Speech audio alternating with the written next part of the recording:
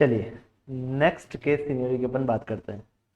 Next case scenario number 14 की अपन बात करते हैं, राइट। क्या लिखा है? मिस्टर अक्षया बियानी, अक्षय नहीं अक्षया बियानी पढ़ना है अपन को, इसको पढ़ना अक्षया बियानी पढ़ेंगे इसको।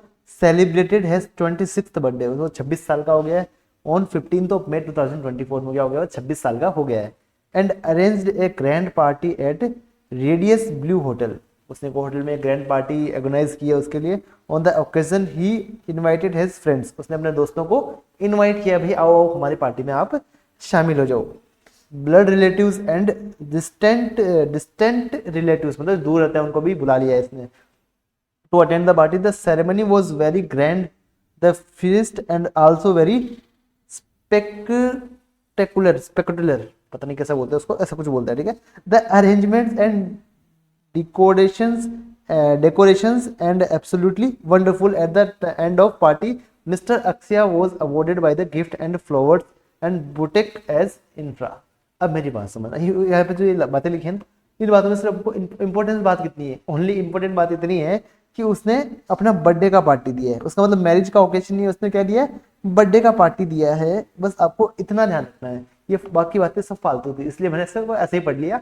इसमें अपन को कुछ भी देखना जरूरत नहीं है, अपन को इतना देखना है कि उसका बर्थडे का पार्टी था, ठीक है। तो उसको बर्थडे में क्या क्या गिफ्ट मिला है? सबसे पहली बात तो आपके रिलेटिव से आपको कभी भी गिफ्ट मिलता है, आपके रिलेटिव से आपको कभी भी गिफ्ट मिलता है, वो आपका हमेशा टैक्सेबल नहीं होता है, वो एज ए एग्जाम्प्ट रहता है उसका, ठीक है। तो 56 स्टूडेंट में वो कवर नहीं होगा, ठीक है। तो पहले बार उसको माँ से गिफ्ट मिला है, फुल्ली एग्जाम्प्ट है। पापा से मिला है, फुल्ली एग्जाम्प्ट है। वाइफ से मिला है, फुल्ली एग्जाम्प्ट है। सिस्टर भी रिलेटिव के पार्ट में आती है, वो भी फुल्ली एग्जाम्प्ट है। फादर्स ब्रदर, पता है लीनियन असेंडेंट लीनियन डिसेंडेंट, उनके ब्रदर्स भी क्या आते हैं? आपके रिलेटिव में आते हैं, तो ये भी आपका फुल्ली एग्जाम्प्ट है। क्लोजेस्ट कजिन, कजिन आपके रिलेटिव में नहीं आता, तो ये आपका क्या हो जाएगा? 56 स्टूडेंट में कवर हो जाएगा। बट 56 स्टूडेंट में ओनली आपका कैपिटल एसेट कवर होता है। यहाँ पे इसने कार दिया है, इसने क्या दिया है? यहाँ पे कार दिया है, तो ये 56 स्टूडेंट में आपका कवर नहीं होता है। बट ना आपका ये एग्जाम्प्ट है, ना आपका 56 स्टूडेंट में आपका कवर ये होने वाला है, ठीक है। ये आपका 56 स्टूडेंट में कवर आपका नहीं होने वाला है, because car is not a capital asset, right. Okay. Friend and other distinct relatives ने, उन्होंने सबने मिला के क्या दिया उसको? 1.5 लाख रुपए लगभग केस दिया है। बाकी वालों ने दिया तो क्या हो जाएगा? टैक्सेबल हो जाएगा। 56 to 10 में टैक्सेबल हो जाएगा, ठीक है। ओके सर, हमको इतना समझ में आ गया। Mister Akshaya desire to get a new manufacturing unit, उसने मतलब नई मैन्युफैक्चरिंग यूनिट खोलने का उसने डिसीजन लिया है और अपने फ्रेंड के साथ उसने पार्टनरशिप किया, ठीक है। और 1 दिसंबर 2024 को उसने इन्वेस्टमेंट करने के लिए क्या किया फर्म में?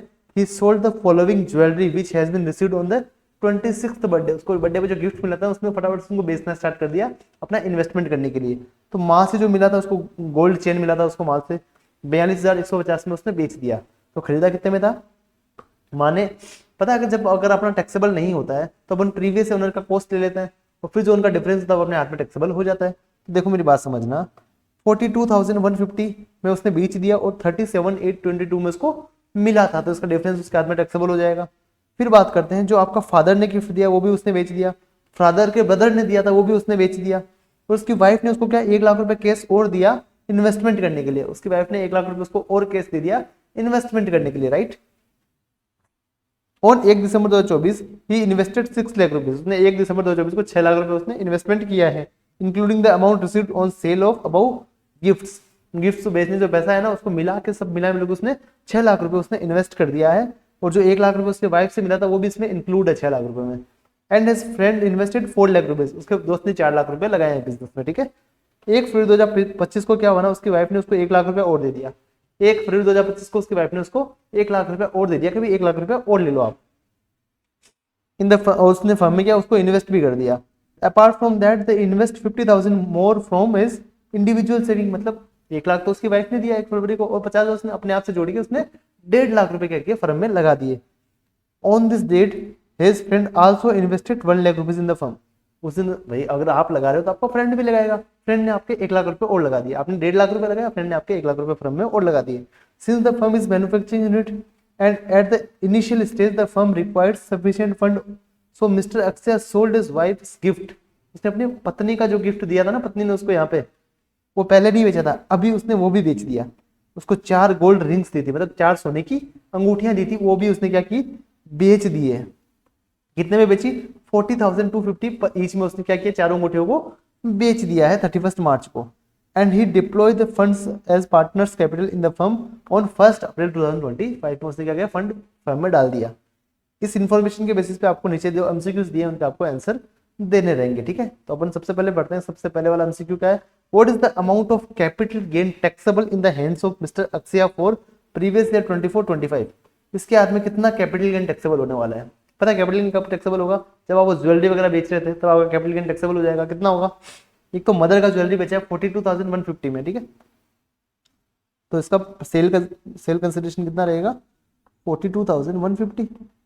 इसमें से आप लेस कर दोगे परचेज कंसिडरेशन, कितना था, 37,822, तो इसके हाथ में कितना टैक्सेबल हो जाएगा, इसके हाथ में टैक्सेबल हो जाएगा, फटाफट से निकालो ना मेरे भाई, फटाफट से निकालो, 37,822। तो आपके हाथ में कैपिटल गेन टैक्सेबल होने वाला है 4328। फिर उसने क्या बेचा, उसने अपने पापा का गिफ्ट बेचा 60,180 में, ये तो मदर का बेच दिया, अब बेच रहा है फादर का, ठीक है, वो बेचा उसने 60,180। 60,180 में उसने फादर ने जो इसको गिफ्ट दिया था वो भी उसने बेच दिया। उसमें से लेस कर देंगे, फादर का कॉस्ट कितना लगा था, 56,750, 56,750 उसका 56,075 इसका फादर का कॉस्ट लगा था। तो वो लेस करने के बाद उसके हाथ में कैपिटल गेन कितना आया था, इसके हाथ में कैपिटल गेन आया था मेरा 4,105, ठीक है। अब उसने क्या किया ना, जो उसके फादर के ब्रदर ने उसको गिफ्ट दिया था वो भी उसने बेच दिया, वो भी उसने बेच दिया, कितने में बेचा, 20,600। तो फादर्स ब्रदर का गिफ्ट भी बेच दिया, फादर्स ब्रदर का गिफ्ट भी उसने बेच दिया 20,600 में। तो उसका कॉस्ट इसको कितना लगा था, इसका कॉस्ट उसके फादर के ब्रदर को लगा था 18,200। देखो यहाँ पे लिखा ना 18,200, तो ये भी उसने बेच दिया 18,200। तो उसको कैपिटल गेन कितना हुआ, उसको कैपिटल गेन यहाँ पे हुआ है आई थिंक 2,400, राइट। कैलकुलेशन में मिस्टेक हो सकता है, फटाफट से एक बार आप चेक कर लेना, ठीक है। अरे मेरे भाई गलती मत करो, गलती मत करो, 2,200 कैसे है, अच्छा अच्छा ओके ओके 2,400 सही है अपना। तो ये अपना सब मिला लेंगे, देखो यहाँ तो इतना ही बेचा है उसने, इतना ही बेचा है सर। उसने वाइफ का गिफ्ट भी बेचा है, वो पता है वाइफ का गिफ्ट बेचे तो वाइफ के हाथ में क्लब होगा, वो वाइफ के हाथ में वो इनकम क्लब होने वाला है, इसके हाथ में टैक्सेबल नहीं होगा, क्लबिंग में अपने पढ़ा था उसका, ठीक है। तो अपन क्या करेंगे, यहाँ पे इसको ऐड कर लेंगे, यहाँ पे अपन ऐड कर लेंगे, कितना आएगा अपना 4,328 प्लस 4,105 प्लस 2,400 10,833। ये अपना आ जाएगा शॉर्ट टर्म कैपिटल गेन, ये अपना आ जाएगा शॉर्ट टर्म कैपिटल गेन आ जाएगा अपने पास, ठीक है। चलिए तो फर्स्ट का आंसर कौन सा वाला देंगे अपन, ये रहा अपना ए वाला आंसर अपना सही हो जाएगा। चलिए सेकंड एमसीक्यू क्या बोलता है, what is the gift amount not considered as income under section 56(2)(10) में वो कंसिडर नहीं होगा एज ए गिफ्ट। तो कौन कौन सा वाला नहीं होगा, तो यहाँ पे अपने देखा था ये वाला टैक्सेबल नहीं हुआ था, ये वाला नहीं हुआ था, ये वाला नहीं हुआ था, ये वाला भी नहीं हुआ था, ये वाला भी नहीं हुआ था, और ये कार है इसलिए ये 56(2)(10) यहाँ पे एप्लीकेबल नहीं हुआ था। तो इन सब के गिफ्ट के अमाउंट को अपन जोड़ लेंगे तो अपने पास क्या आ जाएगा ना, कितना अमाउंट अपने पास 56(2)(10) में अपना एप्लीकेबल नहीं हुआ था, वो कौन कौन सा वाला अपन ऐड कर लेते हैं यहाँ पे। इसको थोड़ा सा छोटा कर दूं मैं, इसको थोड़ा सा छोटा कर दूं, हाँ चलो। अब क्या करता ना, एक तो फादर का गिफ्ट सबसे पहले किसने गिफ्ट दिया था, ये सबसे मदर ने दिया था, ये भी आपका 56(2)(10) में कंसिडर नहीं होगा। तो अपना आएगा, अपन यहाँ लिख देते हैं ना 56(2)(10) नॉट एप्लीकेबल, राइट। तो कौन कौन सा वाला है, एक तो मदर का गिफ्ट है 37,822, दूसरा उसका फादर का गिफ्ट है 56,755, फिर उसकी वाइफ की जो गोल्ड रिंग्स थी जो उसने परचेज की थी 35,500 में। और पता है 56(2)(10) में अपन क्या लेंगे, कुछ भी नहीं लेंगे ना, वाइफ का गिफ्ट है, रिलेटिव से मिला है, 56 टू 10 एप्लीकेबल नहीं होता है। तो इसके केस में सर कितना प्राइस देंगे, इसके केस में अपन लेने वाले हैं मार्केट वैल्यू, राइट। अपन मार्केट वैल्यू इसको कंसिडर करते हैं, तो 37,429, 37,000, 37,429 मल्टीप्लाई बाय 4 रिंग्स है, तो अपने पास आएगा 149,716। फिर अपना सिस्टर का गिफ्ट है 45,000 का। उसके बाद अपना फादर का ब्रदर का गिफ्ट है 18,200 का। फिर अपने जो क्लोजेस्ट कजन है उसने गिफ्ट दिया है कार अपन को, वो दिया है 4,10,000 का, वो भी 56 टू 10 के दायरे में नहीं आता है। तो अपना कितना अमाउंट है जो 56 टू 10 के दायरे में नहीं आएगा, तो सबको ऐड कर लेंगे फटाफट से अपन। 37,822 plus 56,700 56,075 plus 149,716 plus 45,000 plus 18,200 plus 4,10,000, कितना आया अपना, ये अपने पास आएगा 7,16,813, 7,16,813। और इसके बाद पता है आपको वाइफ ने आपको 2 लाख रुपए दिए थे, पता है आपको वाइफ ने आपको 2 लाख रुपए दिए थे, वो भी आपके इसमें नहीं आएंगे, आपके इसके कंडीशन में नहीं आएंगे, क्योंकि वाइफ ने गिफ्ट दिया है, रिलेटिव ने गिफ्ट दिया है, वो भी आपका 56 ट्रेंड में कवर नहीं होता है। तो वाइफ के जो 2 लाख रुपए वो भी आप यहाँ पे ऐड कर लोगे, ठीक है। तो अपना पास टोटल जो आएगा वो आएगा 9,16,813, राइट। 9,16,813 अपना टोटल यहाँ पे आ जाएगा। कौन सा वाला आंसर सही होगा अपना, सी वाला अपना यहाँ पे सही हो जाएगा। चलिए, what is the gift amount taxable in the hands of mister Akshay for previous year 24-25, कौन सा वाला गिफ्ट उसका 56 टू 10 में टैक्सेबल होने वाला है, कौन सा वाला होगा। तो यहाँ पे अपने देखा ओनली 1 हो रहा है ना, 1,51,000 वाला, उसके अलावा तो कोई भी वाला गिफ्ट अपना 56 टू 10 में अपना कवर नहीं हो रहा है। तो यहाँ पे 1,51,000 वाला अपना आंसर सही हो जाएगा। Is any amount taxable in the hands of mister अक्षय's वाइफ, क्या कुछ भी अमाउंट वाइफ के हाथ में टैक्सेबल होगा in the respect of sale of jewellery, जो उसने वाइफ की ज्वेलरी बेची है, क्या वो वाइफ के हाथ में टैक्सेबल होगी by mister Akshay. If yes, what shall be the taxable amount in her hand for previous year 24-25, तो कितना अमाउंट उसके हाथ में टैक्सेबल होने वाला है उसकी वाइफ के हाथ में। पता है आपने क्लबिंग में पढ़ा था कि अगर आपने प्रॉपर्टी आप अपने स्पाउस को ट्रांसफर करते हो और वहां से उसको जो इनकम अर्न होता है, उसको जो उसको सेल करने से इनकम अर्न होता है, वो आपके हाथ में क्लब होने वाला है, आपके हाथ में क्लब होने वाला है। अगर आपने उससे कुछ भी चार्ज नहीं किया है तो विदाउट कंसिडरेशन आपने उसको दिया है, तो यहाँ पे क्या होगा ना, तो अपना कितना अमाउंट उसके हाथ में टैक्सेबल होगा, कितना अमाउंट उसके हाथ में टैक्सेबल होने वाला है, तो कितना अमाउंट होगा, तो होगा उसका sale price, sale minus purchase. अब जितना प्रॉफिट आएगा वो उसकी वाइफ के हाथ में टैक्सेबल हो जाएगा। तो उसने जो 4 रिंग्स दी थी उनका सेलिंग प्राइस कितना था, उसका सेलिंग प्राइस था, उसने एक रिंग 40,250 में बेची, उसने एक रिंग कितने में बेची है, 40,250 में उसने एक रिंग को बेच दिया है, ठीक है। तो उसने 4 रिंग्स बेची है ना, उसने कितने में बेची होगी सारी रिंग्स, उसने सारी रिंग मिला के बेची होगी ना 40,250 मल्टीप्लाई बाय 4, उसने कितने में बेचा है सबको, उसने सबको बेचा है 40,250 मल्टीप्लाई बाई 4, 1,61,000 में उसने सब रिंग्स को सेल कर दिया है। उसमें से परचेज का लेस कर देंगे, उसको परचेज उसने कितने में किया था, उसने 35,500 में उसको परचेज किया था। सर आप परचेज प्राइस लेस कर रहे हो, अपन भी ये वाला लेस क्यों नहीं कर रहे, फेयर मार्केट वैल्यू परचेज, अब प्रॉफिट निकालते तो अपन वही तो करते हैं ना, जितने में अपने खरीदा है जितने में अपने बेचा है उन दोनों का डिफरेंस अपने क्या होता है ना, प्रॉफिट होता है। फेयर मार्केट वैल्यू फिर कुछ भी हो सकता है, उससे अपन को मतलब नहीं रहता है वहाँ पे। इसको 4 से मल्टीप्लाई कर लेंगे तो अपना 142 अपना परचेज प्राइस यहाँ पे आ जाएगा। तो अपने पास अब प्रॉफिट कितना आएगा, अपने पास प्रॉफिट आने वाला है यहाँ पे 19,000 का।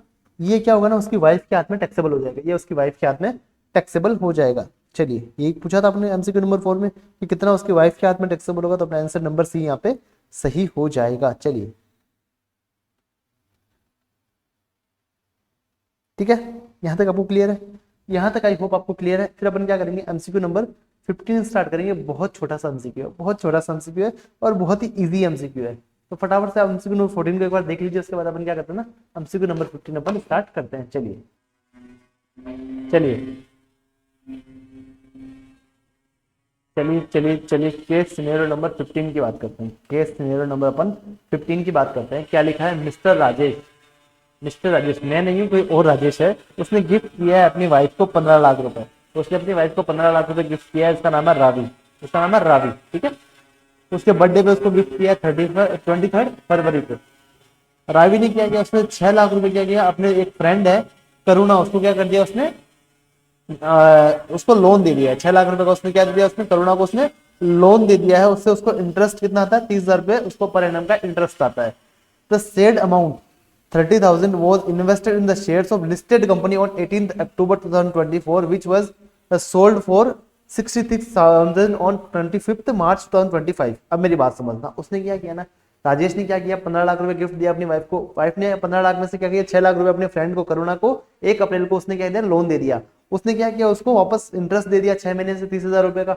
उसने क्या किया, 6 महीने का 30,000 का जो इंटरेस्ट आया ना, उसको वापस इन्वेस्ट कर दिया स्टॉक मार्केट में ऑन 18th अक्टूबर को। उस 30,000 का उसने कितना बना लिया, 66,000 उसने बना लिया है 25 मार्च तक।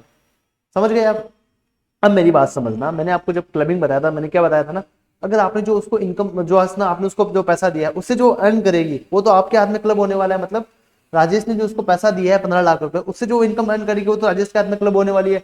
बट जो उसने इनकम अर्न की है, उस पर जो उसने इनकम अर्न करनी है, जैसे 30,000 रुपए इनकम अर्न किया इंटरेस्ट का, इसके ऊपर उसने स्टॉक मार्केट में लगा के उसने 66,000 उसका बना लिया है।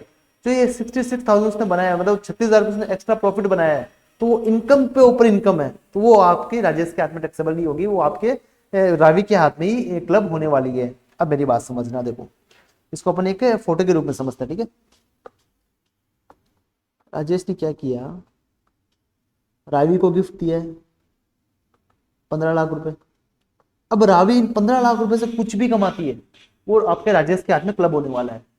बट जो उसने कमाया है ना 15 लाख से, जो मान लीजिए उसने 1 लाख रुपए उसने कमाया 30,000, उसने जो ब्याज कमाया ना 30,000 का, अपन वही कंसिडर करके चलते हैं, उसने 30,000 का ब्याज कमाया। अभी जो 30,000 उसने इंटरेस्ट कमाया है अपने फ्रेंड को लोन देके, वो तो राजेश के हाथ में क्लब हो जाएगा। बट इसने जो 30,000 रुपए स्टॉक मार्केट में लगा के उसने 66,000 इसके बना लिए हैं, इसका मतलब उसने 36,000 और इनकम कमाया है। तो ये सेकंड जनरेशन इनकम है ना, वो रावी के हाथ में टैक्सेबल होने वाली है, वो राजेश के हाथ में क्लब नहीं होगी। यहां तक आपको समझ में आया। चलिए फिर आगे उसने लिखा है 1 अप्रैल को जो रिमेनिंग बैलेंस बचा ना, उसका रिमेनिंग अमाउंट मतलब 15 लाख में से उसने 6 लाख रुपए तो लोन के दे दिए, अब बचे 9 लाख रुपए। 9 लाख से उसने क्या किया, एक बिजनेस स्टार्ट कर लिया। उसने एक बिजनेस स्टार्ट कर लिया है और उसमें उसने क्या किया, इन्वेस्टमेंट कर दिया 1 अप्रैल को, ठीक है। She suffered loss of 22,000 in the business, उसने बिजनेस में 22,000 रुपए का लॉस किया है। अब मेरी बात समझना, जो 9 लाख रुपए से मैंने क्या बताया ना, या 15 लाख रुपए से स्टार्टिंग वाले से उसने जो भी इन्वेस्ट करके कमाया है, मतलब फ्रेंड को लोन देके कमाया है, वो राजेश के हाथ में क्लब हुआ है। अब 9 लाख से उसको लॉस हुआ है बिजनेस का, वो भी क्या होगा, राजेश के हाथ में क्लब हो जाएगा, वो भी राजेश के हाथ में उसका क्लब हो जाएगा। चलिए, Ravi is working with a private company, Ravi एक प्राइवेट कंपनी में जॉब करती है, उसका सैलरी कितना है, 62,000 पर मंथ उसका सैलरी रहने वाला है। वो क्या करती है, 3500 रुपए पर मंथ अपने क्या करती है ना, बच्चे की ट्यूशन फीस पे करती है, बच्चे की ट्यूशन फीस पे करती है। चलिए, Rajesh is working with MNC, वो एमएनसी में काम करता है राजेश खुद, तो उसका मंथली सैलरी है 64,000। उसका मंथली सैलरी कितना, उसका 64,000 उसका मंथली सैलरी है। He has gifted rupees 1,25,000 to Riya. वो क्या करता है ना, अपनी सैलरी में से या फिर कुछ भी अपना सेविंग में से 1,25,000 रुपए रिया को गिफ्ट करता है on her 13th birthday.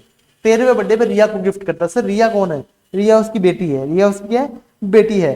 This amount is deposited on 2 year term deposit with SBI bank in her name. मतलब क्या करते हैं ना, जो 1,25,000 उसको गिफ्ट दिया ना, वो उसके नाम पे क्या करते हैं, एसबीआई में एक टर्म डिपॉजिट बना देते हैं उसका 1,25,000 रुपए का, और उसमें कुछ साल का ब्याज आता है 11,500 रुपए। रिया को मिलता है ब्याज, कितना मिलता है इसका, 11,500 रुपए उसको ब्याज आता है। पता है, अगर बच्चे को जो इनकम हो रही है, माइनर बच्चे को जो इनकम हो रही है, वो उसके पेरेंट्स के हाथ में क्लब होती है। अगर एक्सेप्ट अगर बच्चे ने क्या किया, अपने टैलेंट से पैसा कमाया, तो ये टैलेंट से तो पैसा उसने कमाया नहीं है, जो इंटरेस्ट कमाया है वो उसके पेरेंट के हाथ में क्लब होने वाली है। कौन से वाले पेरेंट के हाथ में क्लब होगी, मदर की होगी या फादर की होगी, इन दोनों से जो इसका इनकम हायर है, इसके हाथ में इनकम क्या हो जाएगी, क्लब हो जाएगा, उसके हाथ में क्लब हो जाएगा। तो सर किसका इनकम हायर है, अब मेरी बात समझना, किसका इनकम हायर है। तो राजेश का कितना इनकम है, राजेश का इनकम कितना है, देखो एक तो 64,000 पर मंथ उसको मिलता है, तो 64,000 मल्टीप्लाई बाय 12, उसको कितना मिलेगा, उसको मिलने वाला है, यहाँ पे कैलकुलेटर कहाँ है, कैलकुलेटर, 64,000 मल्टीप्लाई बाय 12, 768 प्लस उसके हाथ में 30,000, इसका क्या हो जाएगा, वो इंटरेस्ट टैक्सेबल हो जाएगा, जो वाइफ को मिला था वो वाला। -22,000 उसका लॉस हो जाएगा। और फिर अपन बात करें सर, उसको और क्या मिला था, उसको और क्या मिला था, उसको और कुछ भी नहीं मिला था, राइट, उसको और कुछ भी नहीं मिला था, ठीक है। तो वाइफ की बात कर लेते हैं, वाइफ की बात कर लेते हैं। तो वाइफ का इनकम कितना है, 62,000 को सैलरी मिलता है, मल्टीप्लाई बाय 12, मल्टीप्लाई बाय 12 कितना होगा, 744। उसने क्या किया, 36,000 और कमा लिया, पता ना, 30,000 रुपये से इंटरेस्ट आया था उसको, स्टॉक मार्केट में लगा, उससे 36,000 उसने और कमा लिया, वो इसके हाथ में टैक्सेबल होने वाला है। तो इसका इनकम कितना हो जाएगा, इसका इनकम यहाँ पे हो जाएगा, इसका इनकम यहाँ पे हो जाएगा 7,80,000, राइट। और इसका हस्बैंड का इनकम रहेगा यहाँ पे 7,76,000। तो इनकम ज्यादा किसका है, वाइफ का इनकम ज्यादा है, तो बच्चे का इनकम किसके हाथ में क्लब होगा, वाइफ के हाथ में क्लब होने वाला है, बच्चे का इनकम वाइफ के हाथ में क्लब होने वाला है। आई होप आपको यहाँ तक समझ में आया, आई होप आपको यहाँ तक समझ में आया। चलिए अब आगे बढ़ते हैं। सबसे पहला एमसीक्यू क्या बोलता है, in whose hand the interest income from receive from Karuna, जो करुणा से उसको ब्याज मिलता ना, रावी को, जो उसने 15 लाख का गिफ्ट दिया, उसमें 6 लाख रुपए उसने ब्याज पे दे देते मिस्टर करुणा को, मिसिस करुणा को। तो वहां से जो ब्याज आया वो किसके हाथ में टैक्सेबल होगा, and the interest on fix deposit in the name of Riya, तो रिया को इंटरेस्ट मिल रहा है वो किसके हाथ में टैक्सेबल होने वाला है, पता करुणा से जो ब्याज आएगा वो तो अपने राजेश के हाथ में टैक्सेबल होगा, क्योंकि क्लबिंग के प्रोविजन के हिसाब से। वो जो रिया का इनकम है वो किसके हाथ में टैक्सेबल होगा, वो उसकी वाइफ के हाथ में टैक्सेबल होगा, क्योंकि उसका इनकम ज्यादा है। तो ये दोनों कहानी कहते हैं, both interest income is included in the hands of Rajesh, गलत है, गलत है भाई, क्योंकि करुणा वाला तो राजेश के हाथ में क्लब होगा और रिया वाला रावी के हाथ में टैक्सेबल होने वाला है। तो both interest income is included in the hands of Ravi, गलत है। Interest income from Karuna in to be included in the hands of Ravi, गलत, वो तो राजेश के हाथ में होगा। तो आंसर अपना क्या हो जाएगा, डी वाला अपना आंसर सही हो जाएगा। सर बिना पढ़े अपने डी के आंसर कर सही करते हैं, तो 4 ही तो ऑप्शन थे, अगर 3 गलत है तो चौथा अपना सही होना ही होना है। चलिए सेकंड वाला, इन द वूज हैंड, किसके हाथ में loss from business and capital gain would be included in the assessment year 25-26, assuming that capital invested in the business was entirely out of the fund gifted by the husband। मतलब मेरी बात समझना, जो इसको क्या हुआ ना, बिजनेस का लॉस हुआ उसको 22,000 रुपए का, वो किसके हाथ में टैक्सेबल होगा, किसके हाथ में टैक्सेबल होगा। और ये कह रहे जो बिजनेस में पैसा लगाया है ना रावी ने, वो टोटल वही वाला पैसा जो उसने गिफ्ट दिया है। तो भाई जो गिफ्ट दिया, अगर पैसा आपने यूज किया है वहां पे, तो इससे जो प्रॉफिट एंड लॉस आएगा वो राजेश के हाथ में क्या होने वाला है, क्लब होने वाला है। तो बिजनेस का लॉस तो राजेश के हाथ में जाएगा। और जो कैपिटल गेन की अपन बात करें, कैपिटल गेन का अपन बात करें, तो कैपिटल गेन किसके हाथ में टैक्सेबल होने वाला है, कैपिटल गेन किसके हाथ में टैक्सेबल होने वाला, कौन सा वाला कैपिटल गेन सर, कौन सा वाला कैपिटल गेन, ये 36,000 वाला उसने कमाया ना कैपिटल गेन, ये किसके हाथ में क्लब होने वाला है वो अपन को यहाँ पे बताना है। तो 36,000 तो भाई रावी के खुद के हाथ में टैक्सेबल होगा, और जो बिजनेस का लॉस है वो राजेश के हाथ में क्लब होने वाला है। तो देखो कहाँ लिखा है, both loss from business and capital gain, गलत है भाई, गलत है, राजेश के हाथ में नहीं होगा। एक राजेश के हाथ में होगा और दूसरा उसका रावी के हाथ में होने वाला है। बोथ वाला, ये भी बोथ तो फिर भी गलत है। Loss from business included in the hands of Rajesh बराबर, and the capital gain Ravi के हाथ में होगा, ये अपना आंसर सही हो जाएगा। सी वाला अपना आंसर सही हो जाएगा। डी वाले में क्या लिखा है, उसमें उल्टा लिख दिया है, उसमें उल्टा लिख दिया है, वो वाला गलत है, ठीक है। What would be the total income of mister Ravi, Mrs Ravi sorry, for the previous year 24-25 का मिस्टर रावी का टोटल इनकम कितना होने वाला है वो अपन को बताना है। वो अपने यहाँ पे निकाला ना यार, 7,80,000 अपने निकाला ना यहाँ पे, 7,80,000 अपने यहाँ पे कैलकुलेट किया है। सर 7,80,000 होगा क्या, 7,80,000 होगा, answer is no. Total income निकालना तो अपन तो सिर्फ सैलरी का इनकम निकाला है, तो इसका टोटल इनकम कैसे निकालेंगे, इसमें ऐड करेंगे इसके बच्चे का इनकम, कितना था 11,500, तो इसका टोटल इनकम जो आएगा यहाँ पे आएगा 791,500। और ये फॉलो कर रहे हैं 115 बीएससी से टैक्स पे कर रहे हैं, ये वांट टू टैक्स पे अंडर 115 बीएससी। तो इनको पता है स्टैंडर्ड डिडक्शन कितना मिलेगा सैलरी का, वो मिलेगा 75,000। यहाँ पे अपन को यहाँ 75,000 पहले लेस करना है, उसके बाद अपन को 11,500 ऐड करना है, ठीक है। 75,000 अपन लेस कर देंगे, तो अपना 75,000 अगर लेस करेंगे तो अपना इनकम कितना आएगा, तो अपना इनकम यहाँ पे आने वाला है, टोटल इनकम 7,16,500, राइट। अब मेरी बात समझना सर, यहाँ पे आपका एक डाउट आ सकता है कि सर आपने 7,16,500 आपने आंसर निकाल दिया, ठीक है, और ये वाला आंसर अपना फाइनल आंसर है, तो आपने सर वो 1,500 रुपए का रिडक्शन क्यों नहीं दिया। जो माइनर बच्चे के केस में मिलता है ना 1500 रुपये का डिडक्शन आपने क्यों नहीं दिया। अब मेरी बात समझ, यहाँ बच्चों को काफी डाउट आता है, ये सिंपल सा ये है कि जब 115 बीएससी फॉलो करते हैं ना, आप 115 बीएससी से टैक्स पे करते हो तो आपको वो डिडक्शन नहीं मिलता है। ये आपको याद रखना पड़ेगा, अगर आप 115 बीएससी फॉलो करते हो तो आपको माइनर चार्ज का डिडक्शन मिलता है ना, वो नहीं मिलेगा। आपका इनकम कितना रहेगा, 7,16,500 आपका इनकम रहने वाला है यहाँ पे। तो अपना आंसर कौन सा वाला हो जाएगा, अपना आंसर ये वाला सही हो जाएगा। चलिए fourth, what would be the total income of mister Rajesh का टोटल इनकम कितना होगा।